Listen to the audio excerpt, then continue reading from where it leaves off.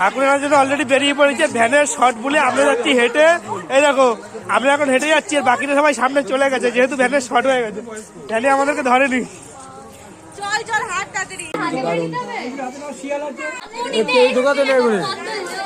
অনেক লোক মানে 4 ভ্যান ঠাকুর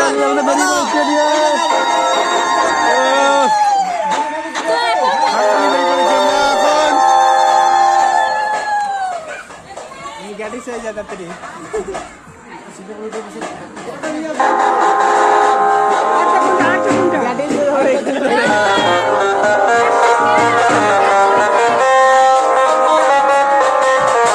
কিচ্ছু শোনা যাচ্ছে না বাসের আওয়াজে।